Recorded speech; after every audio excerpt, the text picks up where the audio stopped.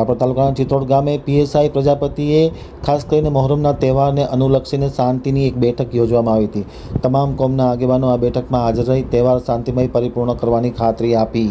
ચિત્રોડથી અમારા પ્રતિનિધિનો વિસ્તૃત તહેવાર છે। ચિત્રોડ ગામે આજરોજ સાંજે 6 કલાકે સ્થાનિક પોલીસ સબ ઇન્સ્પેક્ટર પ્રજાપતિએ બે ગામની મુલાકાત લીધી હતી તથા તમામ વેપારી અને ગ્રામ્યજનો સાથે એક બેઠકનું આયોજન કરવામાં આવ્યું હતું। ખાસ કરીને મુસ્લિમ બિરાદરો તેમજ કાયદોની વ્યવસ્થા અંગેની સમજણ અને સમીક્ષા આ બેઠકમાં હાથ ધરવામાં આવી હતી।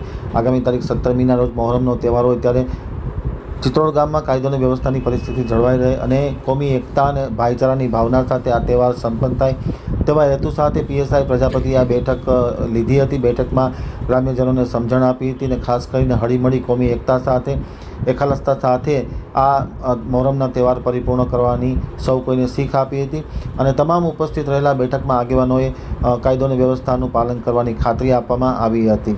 પ્રથમ વખત પીએસઆઈ શ્રી પ્રજાપતિએ ચિત્રોડ ગામની મુલાકાત લીધી હતી ત્યારે ખાસ કરીને ગામના આગેવાનો દ્વારા તેમનું વિશેષ સ્વાગત પણ કરવામાં આવ્યું હતું।